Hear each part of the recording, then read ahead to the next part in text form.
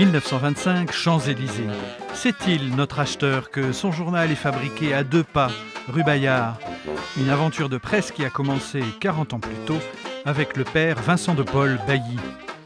Depuis, le quotidien à bon marché s'est imposé en France pour toucher les masses et peut-être les influencer.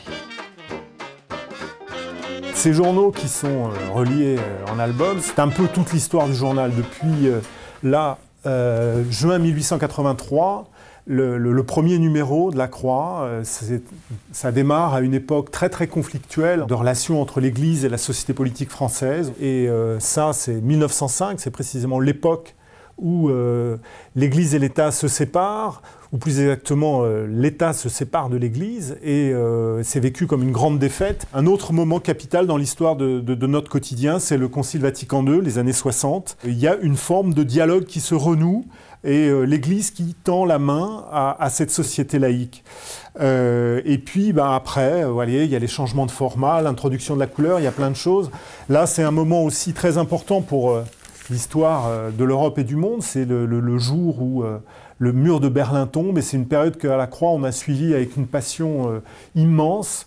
On a vraiment eu le sentiment à ce moment-là d'une Europe qui se réconciliait.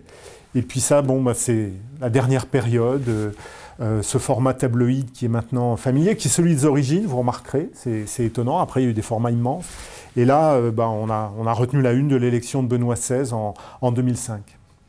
Du journal des curés à celui des catholiques, voire des chrétiens, le quotidien bouge. Le combatif Christ vaincra est remplacé par un que ton règne vienne plus évangélique. Des hommes nouveaux comme Noël Copin symbolisent l'ouverture du titre. La Croix est utile à la société française, je pense, aujourd'hui, car elle lui apporte un autre regard sur l'actualité, une autre manière de regarder l'actualité. Il ne faut pas peindre la réalité en rose, ce n'est pas notre rôle, mais il faut aussi tourner notre attention là où il y a de la lumière. Aujourd'hui, La Croix, c'est 120 personnes, dont 80 journalistes, installés désormais à Montrouge, avec peut-être un rien de nostalgie pour Paris et ses Champs-Élysées.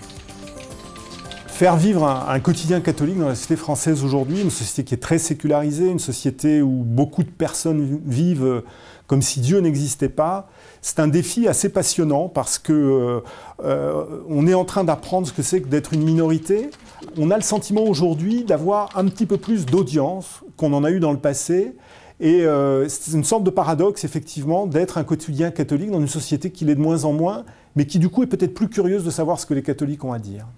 Et la version papier fait mieux que résister, puisque le journal est l'un des très rares quotidiens qui gagne des lecteurs et flirte avec les 100 000 exemplaires diffusés.